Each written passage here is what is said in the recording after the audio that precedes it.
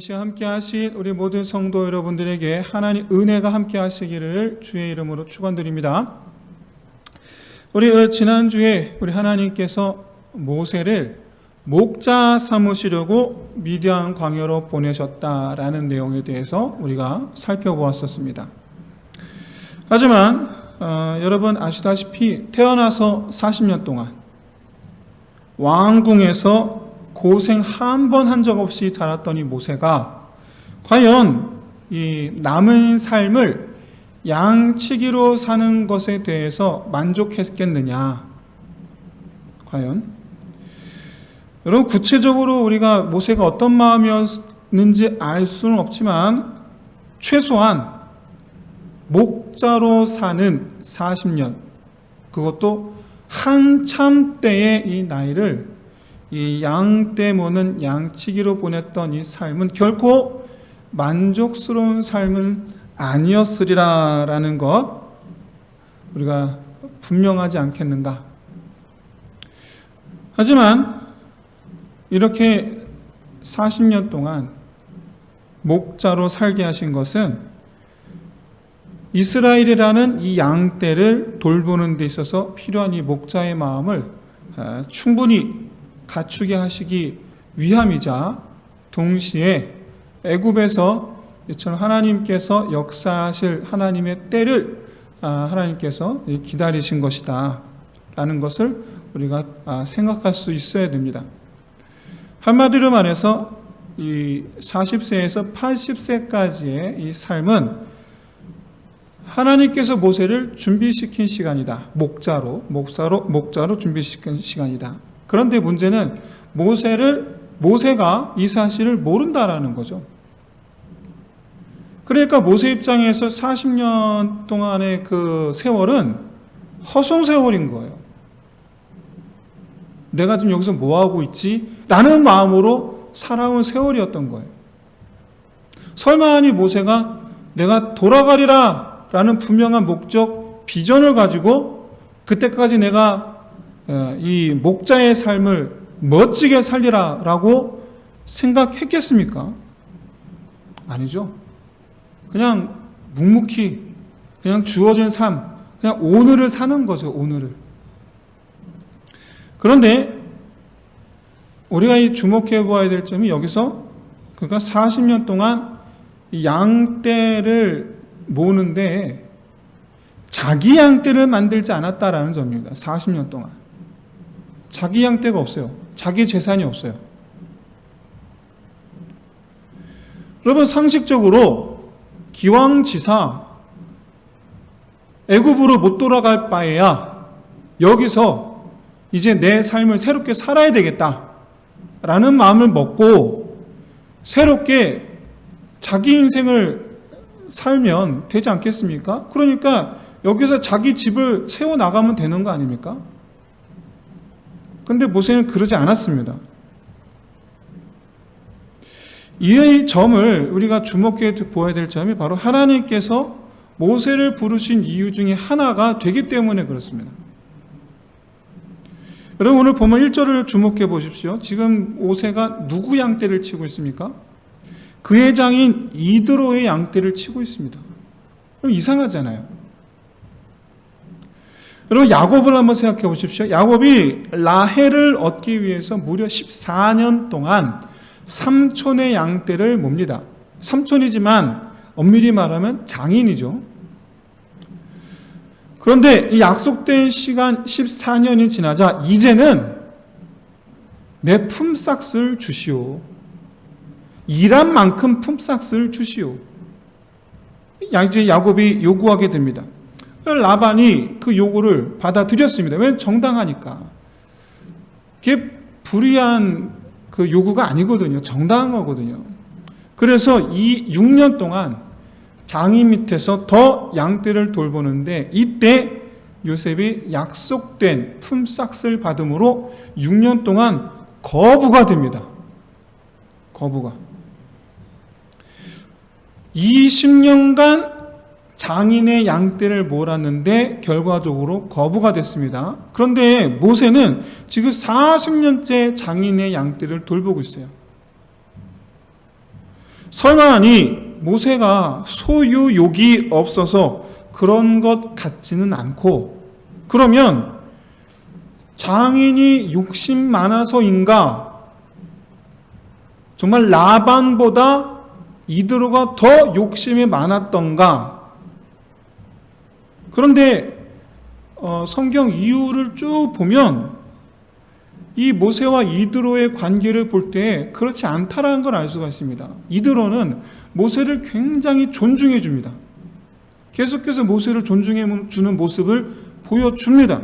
출애굽기 18장 5절을 보시면 이드로는 모세가 시내산에 왔다. 미디안 족속이 머무는 광야 또 근처거든요. 그러니까 이 시내산에 왔다라는 소식을 듣자마자 망설임 없이 가산을 다 정리해서 모세가 있는 곳으로 찾아옵니다. 이후에 모세를 도와서 심지어 이 이스라엘의 조직 체계를 정비하는 일에 지혜를 빌려주기도 합니다. 사위를 적극적으로 도와주는 거예요. 사위를. 뿐만 아닙니다. 이드로는 미디안의 제사장이었습니다. 분명 우상의 제사장이었어요. 그런데 우상의 제사장이었던 사람이 이스라엘로 들어옵니다. 그런데 시내산에서 하나님의 명령에 의하여 모세의 형 아론이 이스라엘의 제사장 가문이 됩니다. 그러니까 사돈 가문이 이스라엘 제사장 가문이 된 거예요. 이후로 이 이드로의 후손들은 성경에 겐 족속이라고 이름이 지어져 계속해서 등장합니다. 겐 족속. 이들이 이스라엘과 함께 가나안 땅에 들어갑니다. 그렇게 살다가 이후 겐 족속 중에 요나답이라는 사람의 후손을 따로 가리켜 레갑 자손이라고 부르는데, 이 겐 족속이 레갑 자손이라고 불리면서 나중에 북이스라엘에서 예후와 더불어 종교 개혁을 일으킵니다. 심지어 북이스라엘이 멸망에 이르렀을 즈음에는 예레미야와 더불어 유다로 오는데, 이후에 유다와 합쳐지게 되고 우리가 흔히 말하는 유대인들, 예수님 시대의 유대인들, 바로 그 유대인들 가운데 하나가 돼요. 한마디로 말해서 이드로의 후손들은 철저한 여호와 신앙으로 무장한 신앙 공동체가 되어서 이스라엘의 형제로 함께 거하다가 유대인이 됩니다. 예레미야 35장 19절을 보시면 심지어 이 레갑 사람들이 신앙을 지킨 것에 대해서, 여러분 아시다시피 북이스라엘은 철저한 우상숭배 시대요, 우상숭배의 나라였어요. 근데 거기서 종교개혁을 일으키는 그런 아주 중요한 일을 담당하게 되는데, 이 레갑 사람들이 이 신앙을 가리켜 하나님께서 오히려 유다와 북이스라엘을 책망하시는데, 레갑 자손 중에 내 앞에 설 사람이 영원히 끊어지지 아니하리라. 유다와 북이스라엘은 책망하면서 오히려 레갑 자손은 축복하시는 거예요. 내 앞에서 영원히 서리라. 여러분, 이런 이 겐 족속, 레갑 족속, 이 역사는 역설적으로 그들의 조상인 이드로가 그들의 가족들을 데리고 모세와 합류했을 당시에 모세에게 그리고 이스라엘에게 어떻게 했는지, 어떤 행동을 취했는지, 그리고 그가 데려온 자손들에게 무엇을 가리켰는지 여러분 여실히 보여줍니다. 그는 철저하게 여호와의 신앙으로 돌아선 사람이었고 철저하게 사위 편에 선 사람이에요. 사위와 함께하기를 원했던 사람이에요.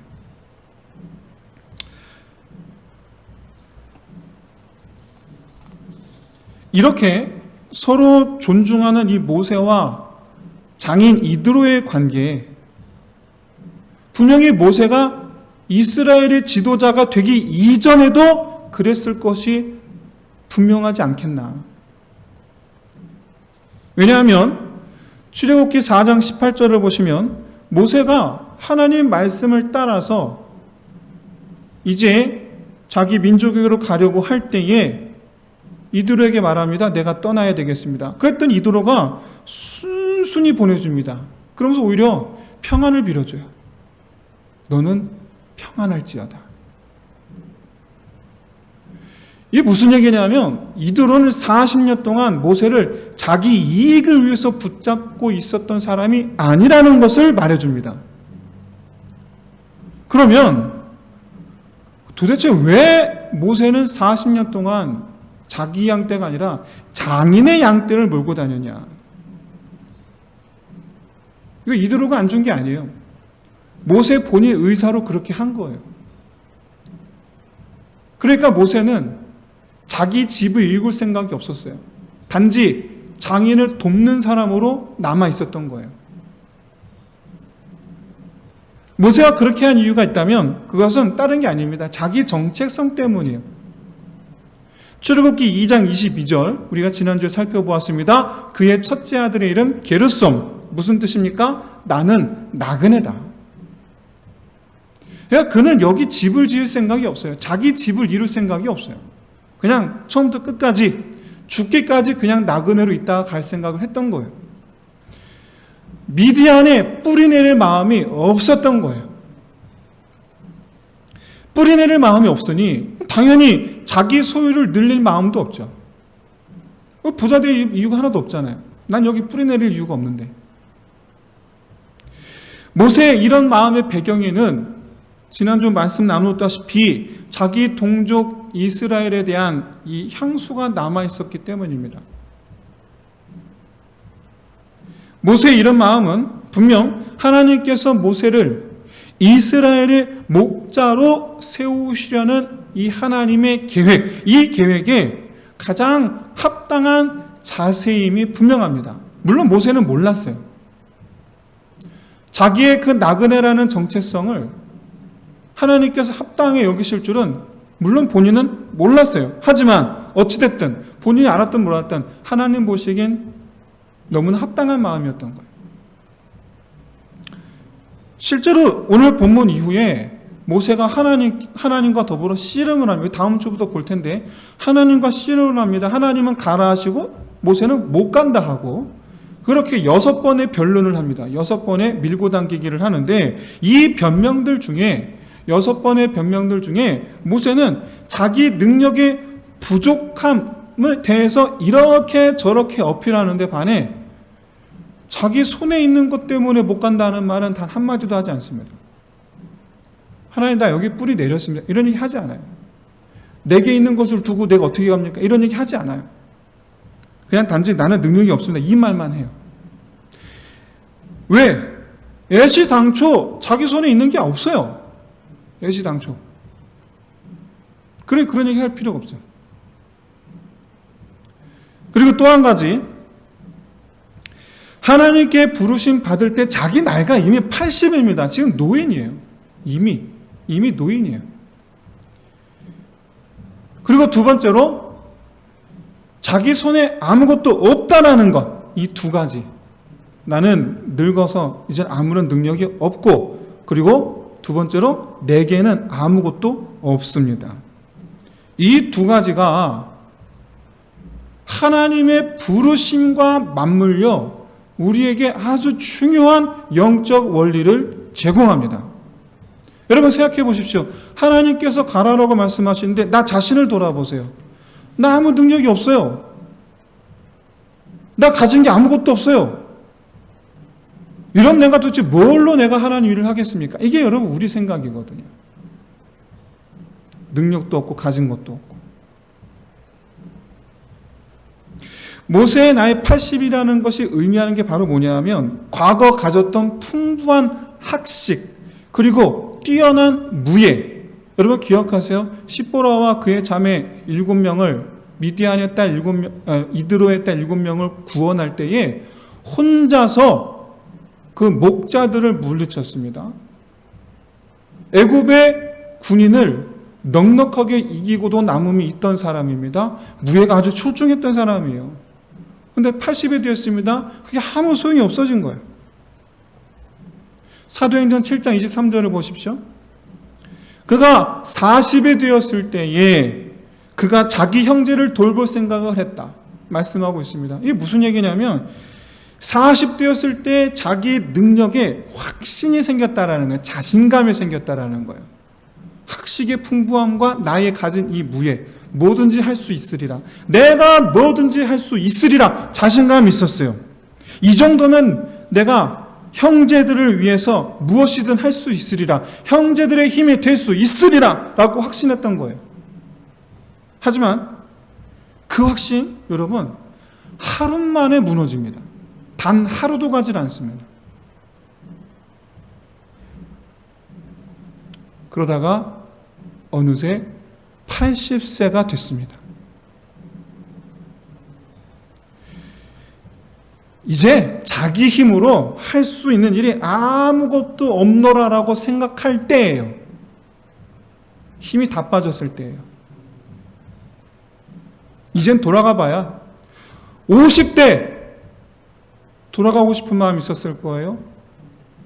60대 아직까지는 있었을 거예요. 70대 이제 포기의 마음이 들었을 거예요. 80대 지금 가봐야 무슨 소용이 있냐는 거죠. 내가 지금 가봐야 무슨 소용이 있느냐. 한마디로 지금 하나님이 찾아오신 때는 모세 자기 자신 스스로가 생각할 때 나는 무용지물이라 라고 여기고도 남음이 있을 때 주님은 찾아오셨어요. 보십시오. 모세는 자기 양떼가 없습니다. 자기 소유가 없습니다.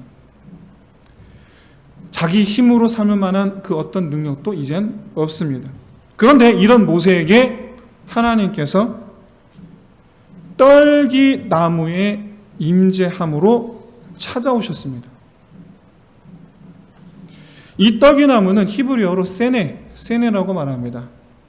이 세네는 광야에서 제일 흔한 나무예요. 길에 나가면 그냥 있는 거예요. 그러니까 사실 누구도 그렇게 관심을 갖는 나무가 아니에요. 그걸 잘라내서 땔감으로 쓸 수 있는 것도 아니고 그냥 자풀처럼 그냥 있는 거예요. 누구도 관심을 갖고 찾지 않는.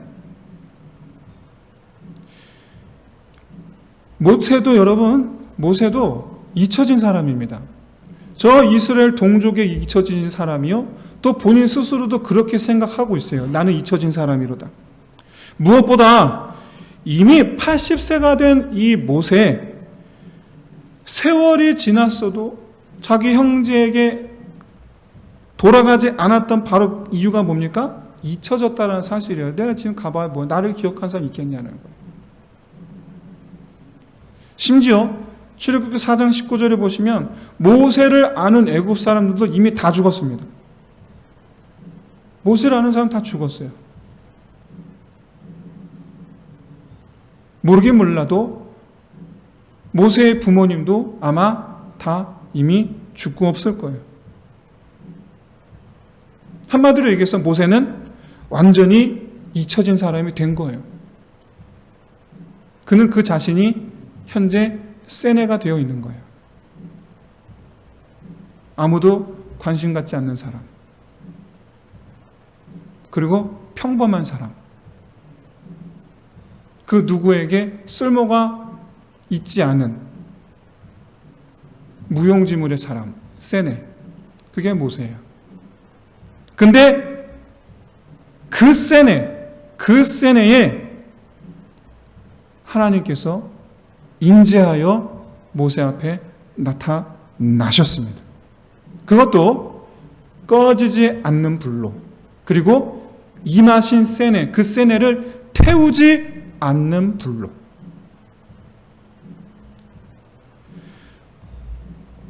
꺼지지 않는 불로 임하셨다. 다함이 없으신 하나님의 능력을 나타냅니다. 임하신 그 세네를 태우지 않는 불로 임하셨다. 그것은 그 세네를 특별하게 보이게 하시는 불로 임하신 거예요. 모세가 특별한 게 아닙니다. 임하신 그 불이 특별한 거예요. 여기서 잠깐 이 모세의 두 아들들의 이름의 의미와 거기에 담긴 모세의 마음이 무엇이었는지 잠깐 짚고 넘어갈 필요가 있습니다. 말씀드렸다시피 모세의 첫째 아들 게르솜의 이름은 내가 나그네가 되었다입니다. 이 말에는 분명 고향을 생각하는 마음, 다시 말해서 이스라엘 민족을 소망하는 마음이 담겨 있습니다. 그리고 이것은 현실을 말하기도 합니다. 두 가지 마음이 있는 거예요. 첫째, 돌아가고 싶다. 소망해요. 둘째, 그런데 내 지금 현실은 그렇지 않다. 좌절이에요. 그래서 첫째 아들 게르솜이라는 이름에 담긴 모세의 마음은 두 가지, 소망과 낙심이 함께 있어요. 그러다가 둘째 아들을 만났습니다. 둘째 아들 낳았습니다. 이 둘째 아들의 이름은 엘리에셀이에요. 출애굽기 18장 14절에 있는 말씀, 그 뜻은 하나님께서 나를 도우셨다라는 거예요. 말하자면 미디안 광야에서 자기가 의지할 분은 오직 하나님뿐이더라라는 사실이에요. 게르솜을 낳기 전에는 자기 힘, 능력, 이만큼은 됐지, 내가 힘이 되어줄 수 있어 라고 생각했는데, 게르솜을 낳고 소망과 낙심의 마음을 경험합니다. 엘리에셀을 낳고 하나님의 이름으로 사는, 하나님의 능력으로 사는 것이구나 깨닫게 됩니다. 이 두 아들의 이름을 통해 우리가 알 수 있는 이 모세의 마음의 변화, 그것은 바로 자기 자신을 내려놓고 하나님을 찾기 시작했다라는 사실입니다. 그러면 이렇게 모세가 자기 능력을 더 이상 의지하지 않고 자기 손에 아무것도 없으니 의지할 뿐 오직 하나님뿐이라 라는 마음이 생겼을 때, 하나님은 세네 가운데 임하여 모세를 찾아오셨습니다. 세네에 임하신 것처럼 모세에게 임하시겠노라. 모세에게 임하시겠노라. 내가 여기 이 떨기나무 임한 것처럼 떨기나무 같은 너에게 내가 함께하겠노라. 그 둘째 아들 이름대로 되시려고, 하나님의 나의 도움이시라, 하나님의 나의 능력이시라, 엘리에셀 그 이름대로, 둘째 아들의 그 이름대로 되시려고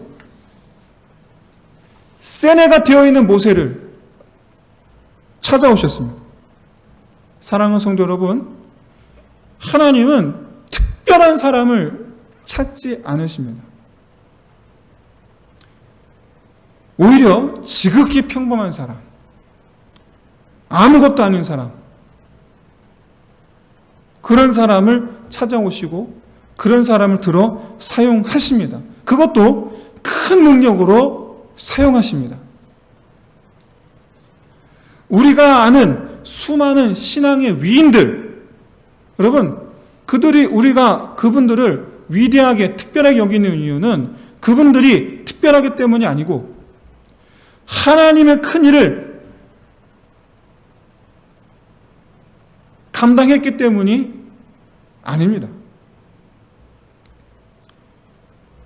하나님께서 임하셨기 때문에 우리가 그들을 특별하게 여기는 겁니다.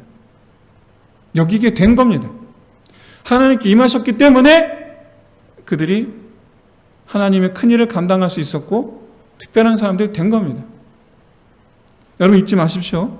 우리가 신앙의 위인들이라고 생각하는 그 사람들은 정작 자기 스스로를 가리켜 아무것도 아닌 사람, 아무것도 아니라고 여긴 사람들 뿐이에요. 자기 자신을 세네라고 여긴 사람들 뿐이에요. 내게 아무것도 없다라는 것이 현실을 바라보는 우리에겐 좌절이지만, 그러나 이제 새로운 소망이 될 수 있음을 믿으시기를 주의 이름으로 축원드립니다. 차후 모세가 쓴 시가 있습니다. 시편 90편입니다. 몇 편인데 그 중에 가장 대표적인 것이 시편 90편인데, 이 90편을 보시면 당시 모세의 마음이 어땠는지를 확인할 수가 있습니다. 시편 90편 1절을 보십시오. 주는 대대에 잘못 나와 있는데 90편 1절입니다. 주는 대대에 우리의 거처가 되셨나이다. 무슨 얘기냐면 내가 돌이켜 보니 태어나서 80년 동안에도 실은 자기가 하나님의 품에 있었음을 깨달았다. 고백하는 거예요. 알고 봤더니 그때도 내가 하나님 품에 있었구나. 내가 몰랐을 뿐이지. 90편 2절을 보십시오. 영원부터 영원까지 주는 하나님이시니이다. 마찬가지로 이 말씀 역시 자기 인생 중에서 자기가 몰랐을 뿐이지 사실 하나님은 처음부터 내가 태어났을 때부터 지금까지 하나님은 나의 하나님이시더라. 나의 하나님이셨다라는 고백이에요. 내가 몰랐을 뿐이지. 그러면서 하는 말 시편 90편 10절 말씀입니다. 우리의 연수가 80이라도 그 80이라는 나이를 자랑할 것이 없음은 자기 고백이에요. 정말 자기 80년 인생은 정말 수고와 슬픔뿐이었거든요. 낙심과 좌절뿐이었거든요. 한 게 아무것도 없었거든요. 오히려 바람에 날려 순식간에 사라져버리고 마는 것처럼 그런 인생이었거든요. 그게 자기 80세까지의 자기 인생이었어요. 하지만 그 80세 이후의 인생은 어땠습니까? 너무나 큰 하나님의 크신 능력을 나타냈던 순식간에 사라져버려 마는 그런 인생이 아닌 기둥같이 서 있는 그런 인생이 되었더라는 거예요. 어떻게? 하나님께서 임재하심으로. 세네 같았던 나에게 하나님께서 찾아와 주시고 세네 같았던 나에게 임재하심으로 주님께서 태우지 않는 불로 함께 하심으로 주님께서 다함이 없는 불로 함께 하심으로 이렇게 시편 90편은 모세는 자기는 아무것도 아니었지만 하나님 때문에 높이 들림받았음을 기억하면서 쓴 시가 이 시편 90편입니다. 이런 모세에게 여러분 최초 모세를 찾아오셨을 때 요구하신 게 있어요. 그게 바로 오늘 보면 출애굽기 3장 5절 말씀입니다. 네가 선 곳은 거룩한 땅이니 내 신을 벗으라. 하나님께서 요구하신 거예요. 모세에게 임재하시기 위하여 요구하신 거예요. 이것은 하나님께서 이 땅은 거룩하니 신의 산이 거룩하다라는 얘기가 아닙니다. 거기에 하나님께서 계시 곳이기 때문에 거룩한 거예요. 모세에게 신을 벗으라라고 한 것은 너도 거룩하라는 얘기예요. 이 말씀은 모세 자신이 이 신의 산 하나님께서 거하시니 거룩한 땅이 된 것처럼 모세도 하나님께서 거하시는 사람이 되므로 거룩한 사람이 되라는 거예요. 이를 위해서 신을 벗으라. 즉 더러운 것, 죄를 떠나 보내라라는 거예요. 내 앞에서 더러운 것을 떠나 보내라. 그러면 하나님께서 거하시겠다라는 거예요. 그걸 거룩한 사람이 되게 하시겠다라는 거예요. 내가 거하는 사람이 되게 하리라. 모세가 시편 90편에서 찬양하듯이 하나님을 만난 후 하나님께 그러니까 붙들린 사람이 된 후 하나님께서 거하시는 사람이 된 후 의미 없이 훌쩍 지나가 버린 80년 인생 그 뒤로 하고 이제 견고케 하시는 하나님의 역사의 주인공이 됩니다. 우리 자신 한번 보십시오. 나 자신을 보십시오. 나 자신. 나는 지금 40살 때의 모세입니까? 자신감이 있고 이렇게 하면 될 거야, 저렇게 하면 될 거야. 확실한 계획을 갖고 있고 성공할 수 있어 라는 이 확신으로 가득 차 있는 이 모세의 40세 때의 모습입니까? 그렇지 않으면 나는 지금 할 수 있는 것이 아무것도 없고 능력도 없고 소망이 없다라고 여기는 80세 때의 모세입니까? 나는 지금 자신감으로 충만합니까? 아니면 무능력을 체감하고 있습니까?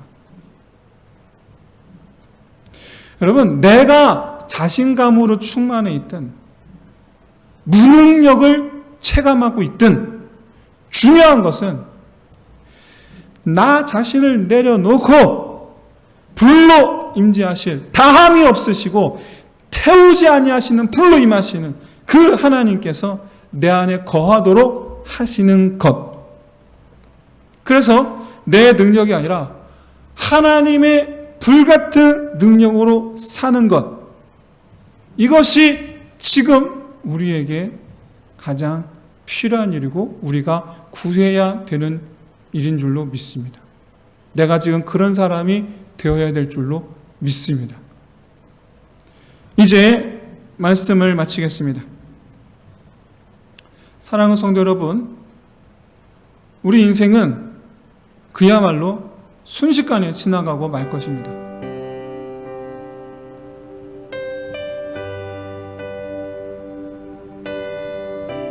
(30년을) 사신 여러분 한번 보십시오. 어떻습니까? 30년이 어떻게 느껴집니까? 40년을 사신 여러분, 지금까지 여러분의 40년 인생은 어땠습니까? 50년을 사신 여러분, 여러분의 지금까지 인생은 어땠습니까? 70년의 인생을 사신 여러분, 지금까지 여러분의 인생은 어떠셨습니까? 놀랍게도 너무나 빨리 지나간 것은 똑같습니다. 여러분의 인생은 앞으로도 순식간에 지나가게 될 것입니다. 그럴 때 우리는 정말 우리 자신이 의미 없이 느껴지고 아무것도 할 수 없는 무능력을 경험하게 될 것입니다. 하지만 잊지 마십시오. 그런 우리에게 하나님께서 찾아와 주시면 역사가 일어날 줄로 믿습니다. 무능력을 체험하고 있는 우리에게 하나님 찾아와 주시면 역사가 일어날 줄로 믿습니다. 그러기에 만약 지금 자신감에 가득 차 있다면, 난 할 수 있어! 자신감에 가득 차 있다면 40세 때 모세를 기억하시기 바랍니다. 학식과 무의 다방면에서 능력이 출중하던 그 모세의 자신감 하루밖에 가지 않았습니다. 우리의 자신감 여러분 얼마나 가겠습니까? 바라건대 나 자신을 내려놓고 하나님을 모셔 설 수 있으시기를 진심으로 소원합니다. 우리 자신이 보잘것없음을 깨닫고 겸손할 수 있기를 위해서 기도하시길 바랍니다.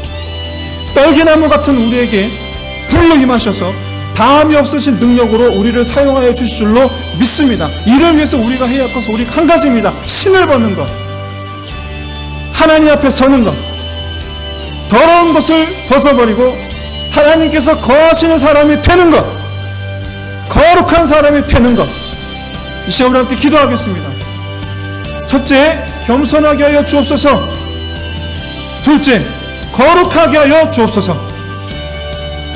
나를 떨기나무 같게 하시고 그 위에 임하여 주옵소서. 우리 함께 기도하겠습니다. 할렐루야. 하나님 아버지, 주님께서 이 시간 우리를 찾아와 주시고 우리를 높이 드사 하나님의 능력을 나타내어 주심으로 말미암아 다함이 없으신 하나님의 그 능력, 태워짐 없이 우리를 온전하게 사용하신 하나님의 그 능력, 하나님의 능력을 널리